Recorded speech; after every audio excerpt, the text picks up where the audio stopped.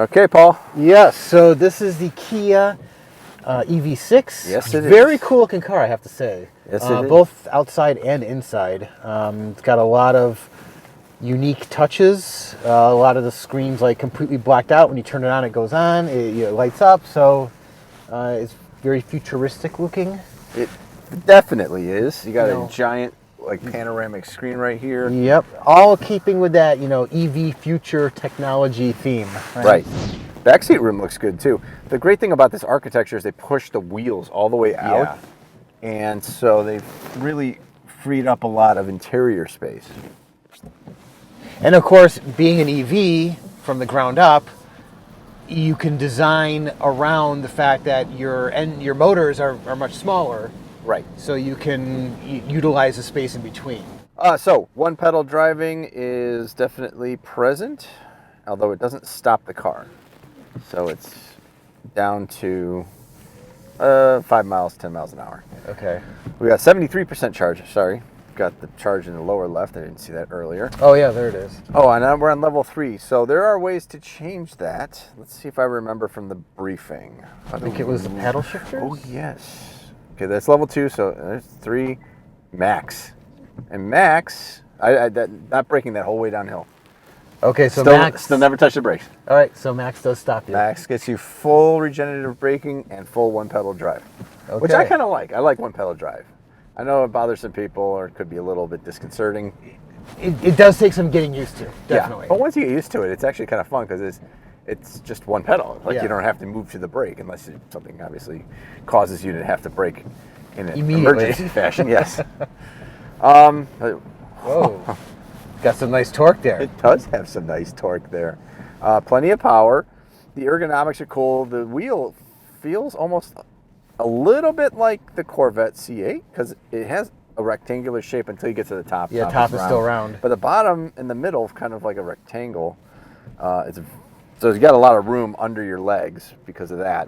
Now, this is the sister to the Ioniq 5, which we've driven very slowly around inside of an auto show, but haven't got it out on the road yet. I can tell you right away, though, the difference is that this has this sort of, I don't know what you would call this. Center console? Floating center console. Yeah. It's kind of like the plank, Yeah. Walk the plank. It's just kind of floating out here. And this isn't, the one in the Ioniq is removable, and it's much more airy up in front. Let's see how this thing goes. The pickup is great. Obviously, it doesn't help. Nice. Yeah, it doesn't help that it's raining, but no, but it's smooth. Yeah. It is so smooth. Even like just go, the stop and go is super smooth. Of course, you get Hyundai's awesome like turn signal blind spot monitor camera. Yeah, so when you put either left-hand turn or right-hand turn, it literally shows a video of what's in your blind spot. Best thing ever. Yeah, it is very cool. Augmented reality mode, please. There you go. Oh, yes. Okay. All right, so what are you seeing? It's like I can't see it from here. 15 to 20 feet in front of the car. Okay. Which is way more than you normally get. And so what I've got right now is the speed limit sign is to my right in the head-up display, and it's further on down the road than my current speed, and then whether or not I'm within the lanes. It's got the lane markers. Okay. So that's what I'm looking at right now. But the difference between this and every other head-up display I've ever seen, except for the Ioniq, is how far away it is. So when you're looking out into the road, it's in right front there. of you. It's not, your eyes don't have to adjust the focus to something much closer. Exactly. You're not racking your focus, as they call it in camera technology lingo, but between what you're looking at and that, it's just all kind of right there. Yeah. And then when the navigation is on it, it's telling you to turn, where to go if you're using the car's navigation. It also projects onto that street like arrows, so it's augmented reality in that it projects the arrows onto the street you're supposed to turn on. So you really shouldn't have that problem where you're like, do I turn on this street or that street? It's like, no, I'm showing you exactly where to go by overlaying the graphic on top of the actual road. Exactly. So fantastic. It's even more unlikely that you'll make a turn at the wrong street. Right, exactly. the road manners are really good. It feels so smooth, and the suspension is soft but not floaty. Right. Oh my God, it handles these twists like no problem. And the one pedal braking is great because if you just if you're a little bit over, you just kind of let up, and it doesn't just coast. It applies a little bit of that regen braking. So it's really easy to control the speed throughout a turn, and then you never have to move your foot over.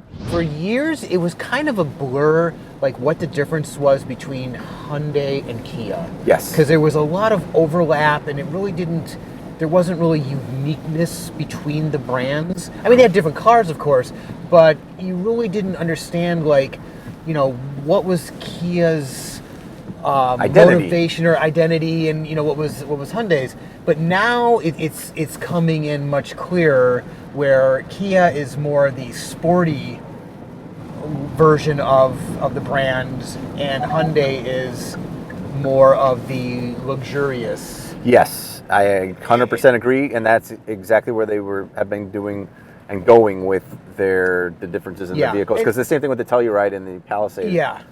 Telluride goes for more rugged sportiness, and Palisade is more of like a laid real back, nice, around town type. Yeah, and of course, when I say luxurious, I don't mean to step on Genesis' toes, right? Because that's going to take it up the notch of the luxury, into another level as well. It's funny because Hyundai has the N division, which is the sportiest of all of the group. I think that's kind of like a right? standout arm, I guess. Yeah. The N division, because you're right, but they did drop the Veloster, so now they only have the Elantra and the Kona. Right. But I think that's sort of now their identity is becoming more clear where they're going. So this is definitely more of a dynamic ride than the Ioniq 5. Right. But the Ioniq 5, I think, is going to give you more of those luxurious touches, like the panoramic sunroof with the mid-opening shade, and a little bit more room inside. But this is definitely drives great, and it feels great. The suspension's phenomenal. I am super impressed with the way that this platform drives. It's so quiet. And it is quiet, yes. It is quiet. So, shh. It's like just nothing. It's so quiet. Like if you wanted to put a baby to sleep. You drive around in this car. Yeah, put him in the back. Just drive around the block in a nice whisper quiet EV6. Yep. And then when they get older and they want to have some performance fun, same car. Yeah. Accomplishes different mission. It really is just what a great job Kia did with this. Yes. Thing. And this is the all-wheel drive version. Yes. So clearly, as we did not experience any wheel spin in the rain. Yeah, great job, great car. So that's the Kia EV6. And this is Paul and Brendan for Sons of Speed. We'll see you on the next video. Take care.